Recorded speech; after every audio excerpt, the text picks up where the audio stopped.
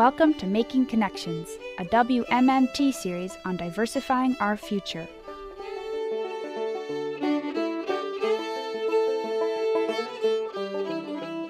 These are uncertain economic times in Central Appalachia. It seems like new coal layoffs are announced somewhere in the region almost every week, and many communities are struggling. Along the Clinch River in southwest Virginia, though, some folks are hoping the river itself will help them find a new economic base. WMMT's Rich Kirby has this report. My name's David Sutherland. I am the mayor here in Cleveland, Virginia, in beautiful southwest Virginia. Cleveland is a small town on the banks of the Clinch River in Russell County, Virginia. We were gathered in the town recreation center last May. About 40 people called together by the Clinch River Valley Initiative, or CRVI, a coalition of individuals and groups working to develop a beautiful but distressed area of southwest Virginia. The town of Cleveland is certainly distressed, but working hard to make things better. Back in the 40s, it was a larger town. They had a car lot here, a hardware store, a hotel, but with the diminishing of the coal mines, and now that they're pretty much all gone, we're down to trying to change our direction and go to maybe something along the line of ecotourism. Look ahead for a year. If things go well, what do you hope to have accomplished a year from now? Well, a year from now, I would like to see that.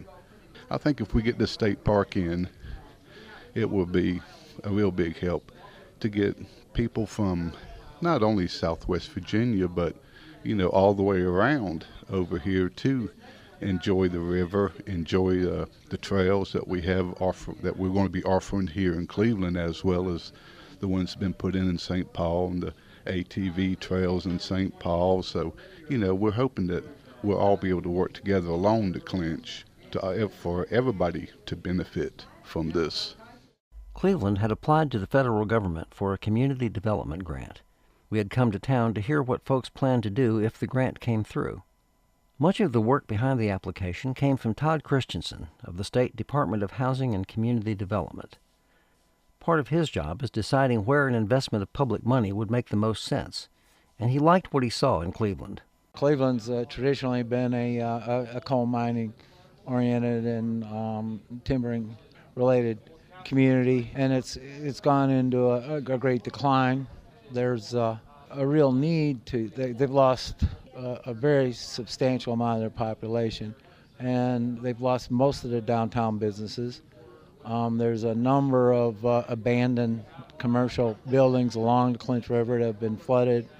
But because of the Clinch River Initiative, we took a different look at Cleveland than in the past. We were just kind of looking at how can we rehab the houses and how could we possibly do some of the downtown, but there's nothing really to build on.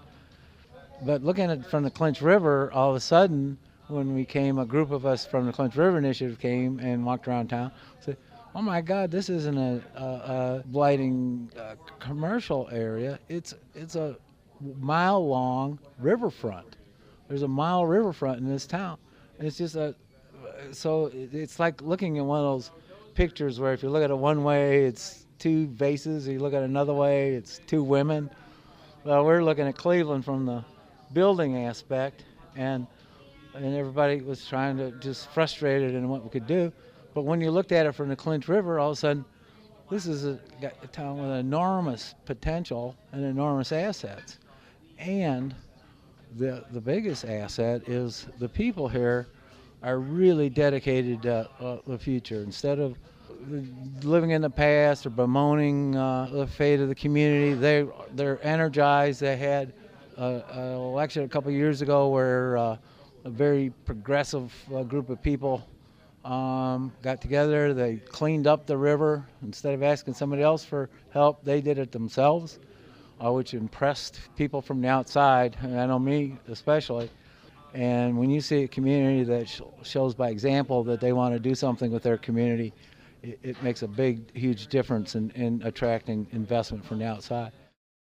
After the meeting, it was time for show and tell. One group took off on a float down the river.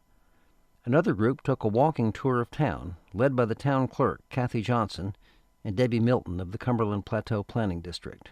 Now, this building is owned by Holiday, And there was a gentleman that lived upstairs, but they've agreed to let the town purchase the building through block grant funds and take the building down. So that's one of them that's going to be demolished. So this brick, not this one, but the one up, all of these would be gone and just be like an open area. Because once you take something down in an area like this, it's flood zones. You can't, it's, you know. Yeah, and we're going to put a green space in here. The town is going to we're going to have it graded, and they're just going to have it grass all the way to the river. It's going to be beautiful. Going to have some picnic tables and that sort of thing. But it used to be a pretty hopping little store, from big old grocery store or something's my understanding. It used to be the Music and Smith grocery store. That used to be, there used to be some railroad houses here. Railroad still owns that. They took that down. Let's see, the house will leave, you know. But we want to, it's in good shape. It's a private dwelling, so, you know, we'll just have a park around instead of these buildings that are falling down. We'd like to take and do a river trail that would come from the campground and bring the bridge like right across here somewhere in this area. And then you can go on into downtown up to the Barrens, or you can stay on the river trail and go down to the park. This be a pedestrian bridge?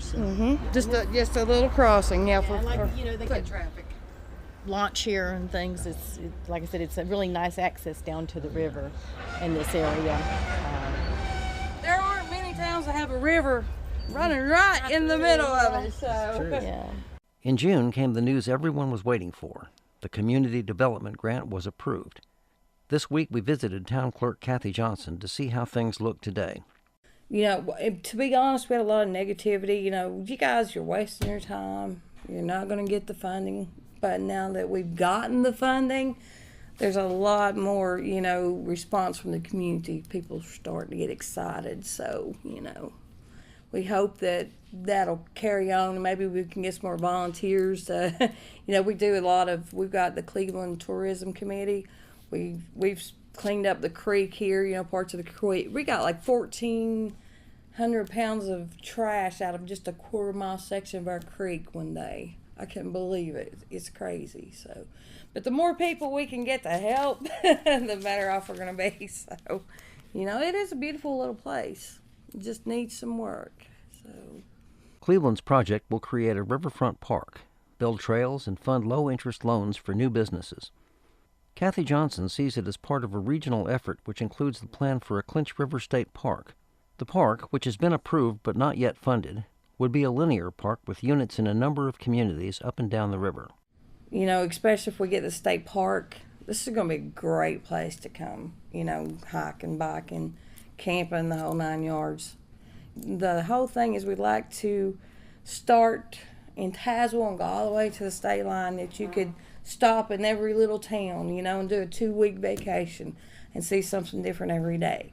I mean, I think it'll benefit not just Cleveland, but the whole area, you know. And that's something we need here with mining going down, you know. It's just getting a lot of reason for people to come right now to this area. So, you know, we hope we're giving them a reason to want to come here. Well, we have a nice small little community, and if no one's ever been to Cleveland, they need to get out for a Saturday or Sunday riding. Come on through, and if you come through during the week, if you got any suggestions, you can stop at Town Hall there, and we listen to everybody and try to accommodate to whatever degree we can to help anybody out. David Sutherland, Mayor of Cleveland, Virginia. Reporting for WMMT, I'm Rich Kirby.